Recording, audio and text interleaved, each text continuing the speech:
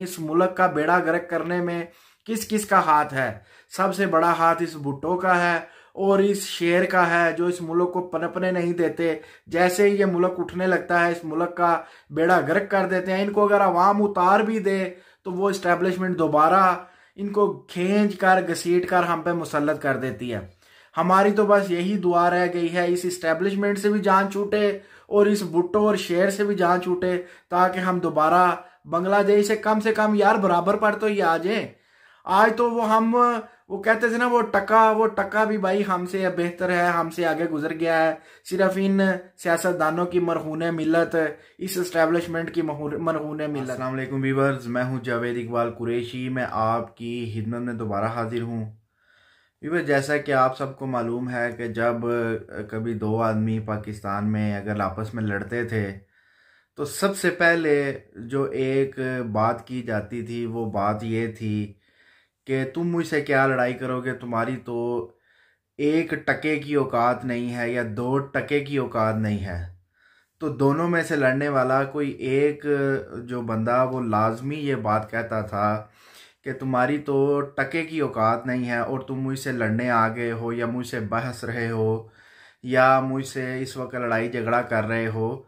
तो देखें, ये बात मैं क्यों कर रहा हूँ कि ये हम एज ए गाली यूज़ करते थे, किसी को नीचा दिखाने के लिए ये बात हम यूज़ करते थे कि तुम्हारी टके की औकात नहीं है। लेकिन इस वक्त पाकिस्तान के जो हालात हैं कि देखें, टका जो है, पहले मैं आपको थोड़ी सी इसकी बायोग्राफी बता दूं कि टका जो है ये बांग्लादेश की करेंसी, जिस तरह पाकिस्तान की करेंसी रुपया है, अमेरिका की करेंसी डॉलर है, इंग्लैंड की करेंसी पाउंड है, तो इसी तरह बांग्लादेश की जो करेंसी है वो टका है।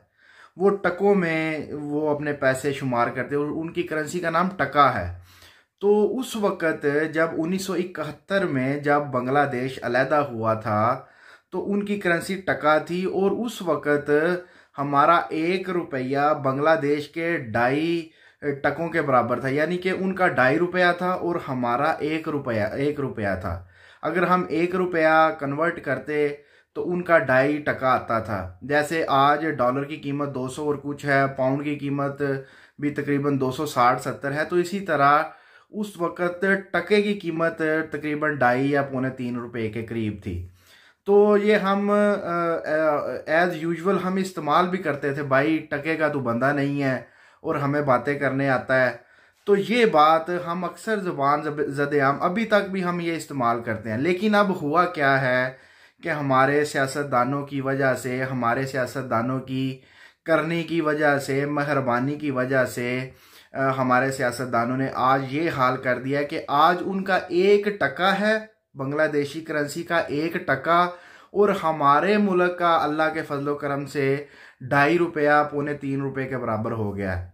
आज हमारी ये हालत है कि आज वो जो टका, जब जब हम एक दूसरे को as a abuse, as a गाली यूज़ किया करते थे कि तुम्हारी टके की औकात नहीं, आज अगर हम ये इस्तेमाल करें कि तुम्हारी 1 रुपये की औकात नहीं है, क्योंकि टका तो इतना पावरफुल हो गया है, टका तकरीबन 1 टका हो तो हमारे 2.5 रुपये 2.25 रुपए बन रहे हैं।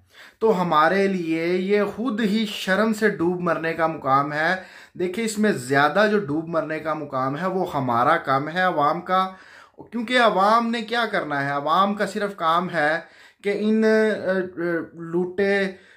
लुटेरों को, लूटने वालों को हमने सिर्फ वोट डालना है और आगे से उन्होंने अपना काम दिखाना, जो कि वो दिखा रहे हैं। और वो काम आज इस नहज पर पहुंच गया है कि आज पाकिस्तानी करेंसी एक गाली बनकर रह गया है। आज पाकिस्तानी करेंसी से टका भी आगे गुजर गया है। अल्लाह के फजलो करम से, इन सियासतदानों की मेहरबानी की वजह से, लूट गसूट की वजह से आज देखिए हम ये कह भी नहीं सकते, क्योंकि टके की एक वैल्यू हो गई है और रुपये की वैल्यू इस वक्त 2.5 रुपये 3 रुपए के बराबर है 1 टके के। तो व्यूअर, आप खुद हिसाब लगा ले कौन अपने मुल्क के लिए कितना जो है वो ख्याल रखता है, कितना फ़ायदेमंद है, कितना सूदमंद है।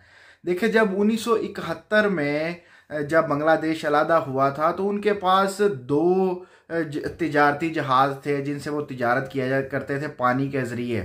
और पाकिस्तान के पास उस वक़्त 84 थे, 84 तिजारती जहाज़ थे। पाकिस्तान उस वक़्त अपने 84 के करीब कमोबेश तिजारती जहाज़ से तिजारत किया करता था और इस वक्त वैल्यू बहुत ज़्यादा थी। लेकिन आज क्या हुआ है कि आज इस वक्त पाकिस्तान के बाद अल्लाह के फजलो करम से 2 तिजारती जहाज़ हैं और बांग्लादेश के पास 100 तकरीबन 10-12 तिजारती जहाज़ हैं। देखें कौन कितना अपने मुल्क के लिए सोचता है, कितना अपने मुल्क के लिए खालिस है, खालिस्तन खसूसी सोच रखता है, करप्शन से पाक सोच रखता है।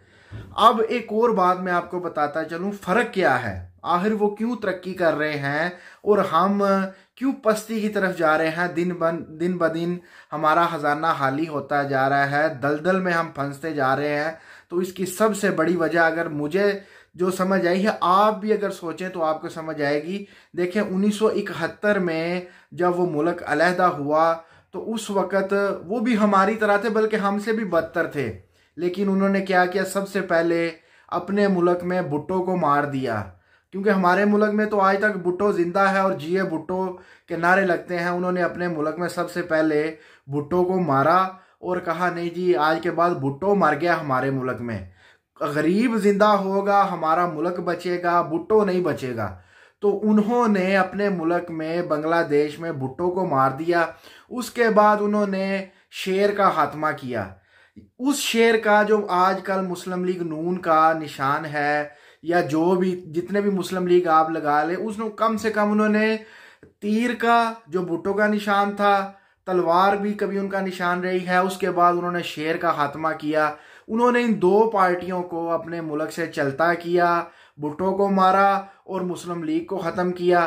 तो आज देख लें उसका नतीजा ये है कि वो मुल्क आज हमसे 2.5-3 गुना ज़्यादा हो गया है। ना वो आटमी ताकत है, ना उनकी फ़ौज हमारी फ़ौज से बड़ी है, ना वो अपने आप को कोई 30 मार हाँ कहते हैं, छोटा सा मुल्क है। ये वो मुल्क है कि भुट्टो साहब कहा करते थे, अच्छा हुआ जी 1971 में अगर वो बांग्लादेश हमसे अलहदा हो गया, उस उधर से आता क्या है। अगर उनसे पूछा जाए ना कि आपने मुल्क के 2 टुकड़े किए थे, तो आज भी पीपल पार्टी से अगर पूछे तो वो कहे जी उधर से आता क्या था, मास वाय सैलाब के, उधर से और क्या आता था। आज वो सैलाब वाले लोग भी तरक्की कर गए हैं।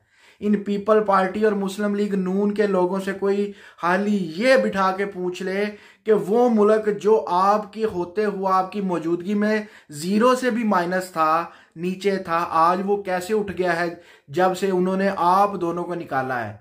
तो खुदारा हम हाथ बांधते हैं इन 2 पार्टियों से कि खुदारा हमारी जान छोड़ दें, तीर जान छोड़ दे और शेर जान छोड़ दे। इंशाअल्लाह ताला हम भी बांग्लादेश की तरह आहिस्ता आहिस्ता ही सही हम तरक्की करेंगे। दोबारा हम मुल्की दौड़ में वापस आ जाएंगे, दुनिया की दौड़ में, मईशत की दौड़ में वापस आ जाएंगे।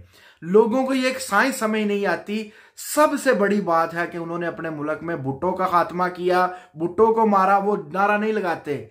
देखें पहले भुट्टो भी था उधर, उन्होंने उस वक्त भी भुट्टो को निकाल फेंका। वो अक्लमंद लोग हैं, ठीक है। आज साबित का वो कहते हैं ना, हमारी एक मिसाल है पंजाबी की, वड्डियां दी गल ते आमलियां दा स्वाद बाद में आता है। देख लें आज नतीजा देख लें। अभी 71 की बात है, कोई दूर की नहीं, 50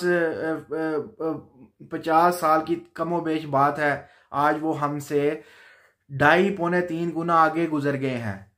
उनका मुल्क दिन ब दिन बेहतरी की तरफ जा रहा है। करप्शन भी होती है, हम नहीं कहते करप्शन, लेकिन हमारे मुकाबले में कई 100 गुना कम है। हमारे तो खा के डकार मार के मानते भी नहीं है। तो वीवर देख लें फ़र्क सिर्फ ये है कि उन्होंने उधर से भुट्टो को मारा है, भुट्टो को निकाला है और शेर का खात्मा किया है। एक बारी फेर शेर, ये सारी दोनों चीज़ें उन्होंने निकाल के, तो खुदारा हमारी एस्टेब्लिशमेंट से भी इल्तिजा है, और भाई आप जान छोड़ दो। अगर आपने इसी तरह मुल्क को बचाना है तो हमारे मुल्क को उधारा दे दो भाई, चाइना को दे दो, किसी अमेरिका को दे दो, इंग्लैंड को दे दो। आपसे बेहतर मुल्क तो इंग्लैंड ही चला रहा था जब हम उनके अंडर थे। आपने तो इस मुल्क का बेड़ा गर्क कर दिया है। किसी जर्नैल पे कोई इल्ज़ाम लग रहा है इतने अरब डॉलर खा गए, किसी पे कोई इल्ज़ाम लग रहा है इतने 100 अरब, कोई अमेरिका में काम लगा हुआ है, कोई सऊदीया में लगा हुआ है, कोई इंग्लैंड में लेटा पड़ा है। देखें आपका काम ही ये है कि मुल्क को लूटना लुटवाना, या उनके हाथे चढ़वा देना जो इस मुल्क को लूटने वाले हैं, इस मुल्क को खाने वाले हैं, उनको मुसल्लत करना और इस मुल्क से चलता होना।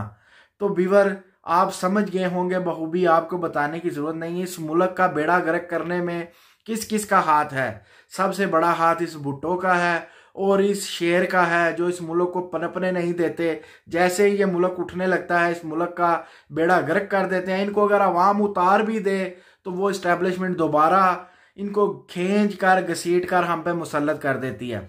हमारी तो बस यही दुआ रह गई है इस इस्टेब्लिशमेंट से भी जान छूटे और इस भुट्टो और शेर से भी जान छूटे, ताकि हम दोबारा बांग्लादेश से कम यार बराबर पर तो ये आ जाए।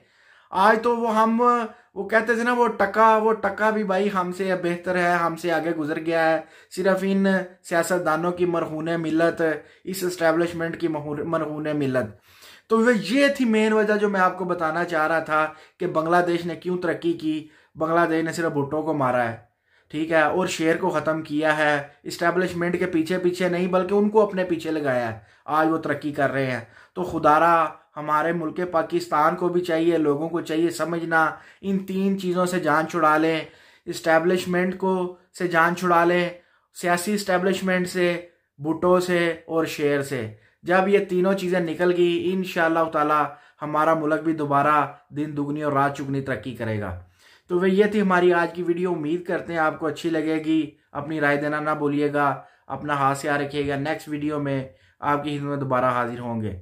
अल्लाह हाफ़िज़ नासिर। अस्सलामु अलैकुम वरहमतुल्लाहि वबरकातुहू।